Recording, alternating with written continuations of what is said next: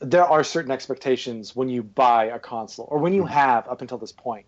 Like this industry is changing rapidly. Like I think next time we can talk about like what iterative design and consoles can mean and how that can impact the future of the console business and game design and all that. Yep. But like there's a certain level of expectation when I buy a Nintendo console, like I expect a Mario game, a Mario Kart game, a Smash Brothers game, a Zelda game, a whatever, a Metroid game. That will never come. You know, like that's why you buy this stuff. You get a PlayStation because, you know, you hope one day Sony's going to bring back Crash Bandicoot, get those rights from Activision, or Jack and Daxter, or, you know, Ratchet and Clank and God of War, and, you know, all of these. You want the first party franchises. That's part of the reason why you invest in a console. Mm-hmm. With Microsoft, it's like they have some big heavy hitters that they've had huge success with. Halo, Gears, Forza. And how, like, which games they really lean on and promote, that's changing in terms of a first party support and lineup.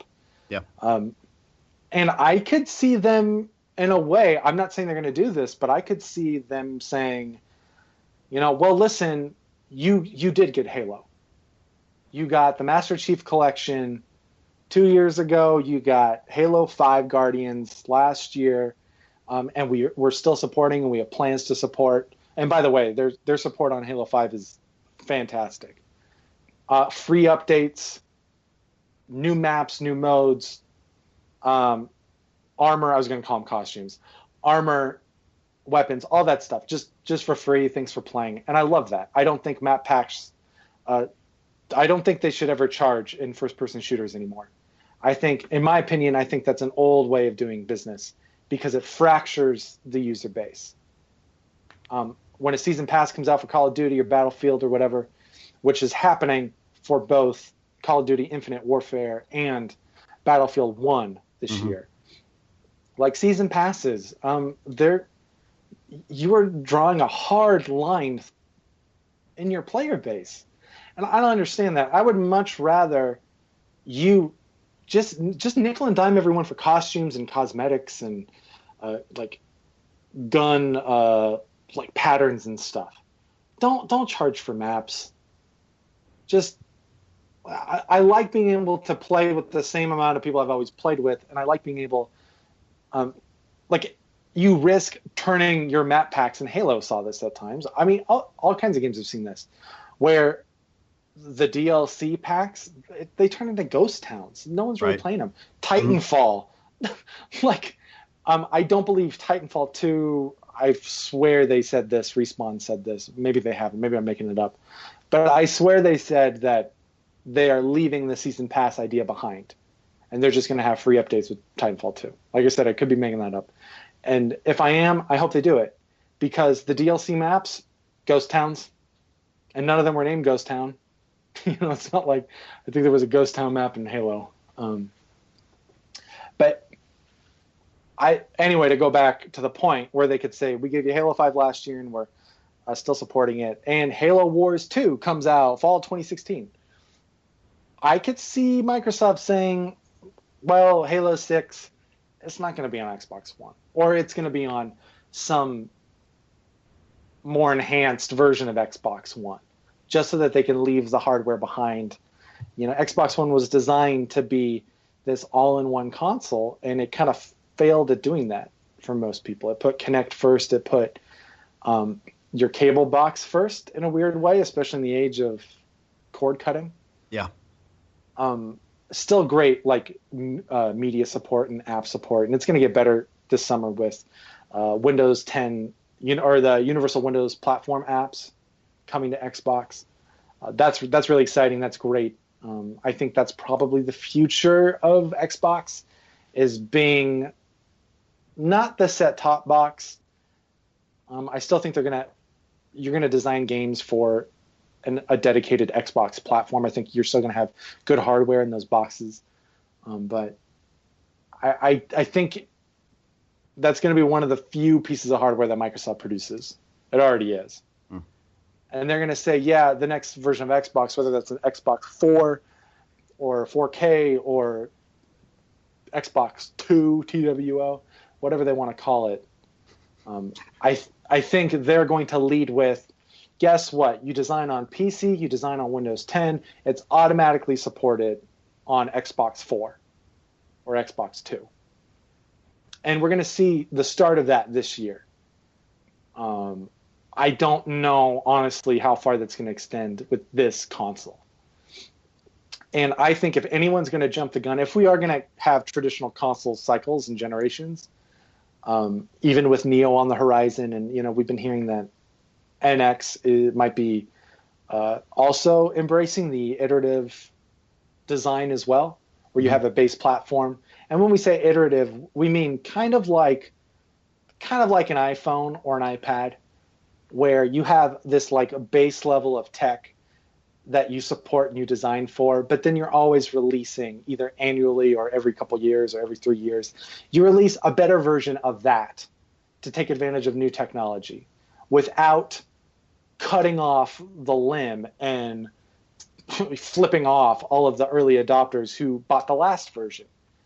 Right, and I think that's what's going to be really interesting to see what Microsoft does, because if they were to go ahead and try to move on, and I think that they would have to figure out a way to make everything backwards compatible, but not just backwards compatible, but also as far as like multiplayer, like you want to be able to have their Xbox One and whatever they want to call the next one communicate and allow players to play with each other. Yeah. And then, saying that, that's basically what the PS 4.5 is. So maybe we're just getting caught up on the words and the terminology. Right. Saying that PS 4.5 is iterative and that Xbox Next Box, maybe saying that's the next generation, or PlayStation's iterative, maybe it's really the same thing and we're just calling them two different things. But that's very possible. And again, it's so tough when you're going off speculation. Like we said, for Microsoft, for everything that we know, and we know nothing about like Nintendo and PlayStation, we really know nothing about Microsoft.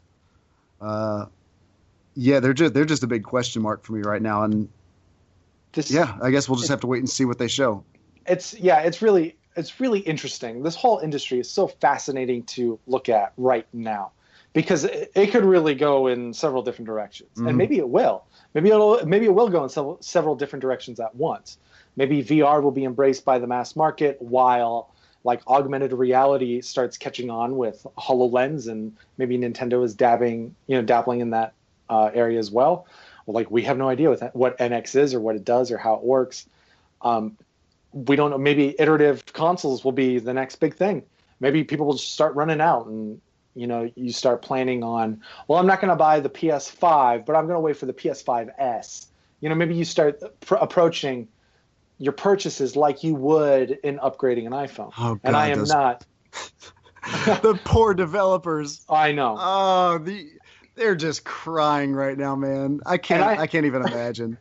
And I'm not any way suggesting that like phone tech and console tech are even close, but I think that you can look at both spaces and you can learn things. Yeah. And we've already seen that. We see that in the console space, the way games are designed. There are a lot of free-to-play tactics used, except they're still getting your $60 up front. As well as nickel and diming you throughout the next year.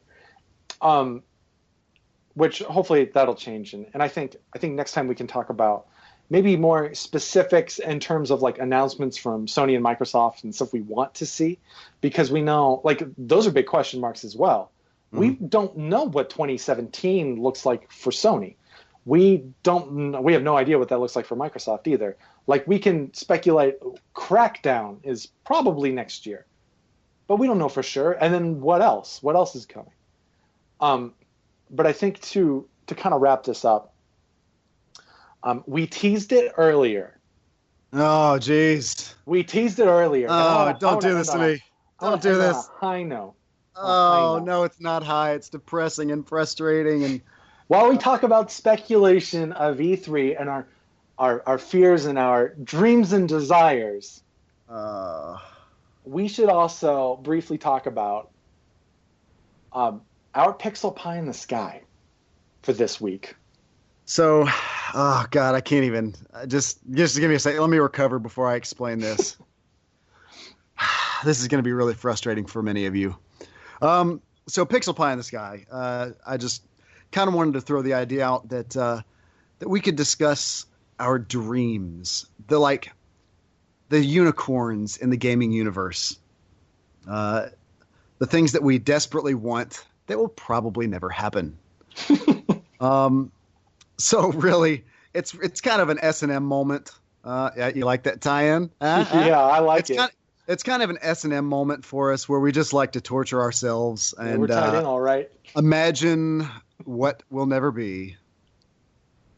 So, God, Jason, you had to bring this one up. So our little discussion for today, for this episode, will be the Pokemon game that could be. Oh, man. The possibilities. And this is something that you and I had joked about and talked about before, but joked about. I wasn't kidding. And every time we discuss it, we both end up in tears at the end. Well, basically, because you know what has been done with other games and what a franchise and a world and a cast of characters, we'll probably be approaching 900 Pokemon by the end of this year. Potentially, if it's that many editions. 800 for sure. We'll cross that threshold. We know what can be done with that type of game. And I want to hear you describe what Pokemon could be. You tell me what it should be. In a world where Pokemon roam freely and you can go anywhere you want. No, just imagine a massive open world. You can literally explore anything, go anywhere, and it's filled with thousands of other players, other Pokemon trainers battling to be the next Pokemon master. And as far as unlocking new areas, I think we had discussed this before. The World of Warcraft model. Imagine right now we get all these Pokemon games. You get Red, Blue, Yellow, Emerald, Black, Sun, Moon, everything. And the worlds never connect. But what if the worlds just continued to build an even greater world where you could continue to explore everything? Every time a new world is unlocked, you can still live in your old world and visit the new one, but it just unlocks more areas and more Pokemon, more legendaries, and it just continues to build a bigger and bigger and bigger world where anything is possible and where everybody in the world really is fighting to be the ultimate Pokemon master. Imagine having not just some little base like they started doing in the recent Pokemon games, but you could have your own house and your own village, your own city. Maybe start your own Pokemon clan. You could be the next Team Rocket. You don't have to be a good Pokemon trainer. You can be a bad one. Oh no, I love this. You could try to take over the world, man. So you've got these clans and people, everybody doing their own thing. Maybe somebody in a lot of these MMO models, maybe somebody just wants to be a Pokemon breeder. Maybe somebody wants to be a Pokemon groomer. And you can do anything in the Pokemon world and it be what you want to be, explore what you want to explore in an ever-expanding world where nothing is ever irrelevant. You never have to transfer Pokemon again. It just gets bigger and better. So when you challenge a gym leader, maybe you are actually competing with other players to take that role of gym leader. Yeah, and that's the thing. That can be your clan. Exactly. Whether you're Team Rocket or I get with 10 of my buddies and we start Kalos, I don't know what kind of gym we want to have. But that's the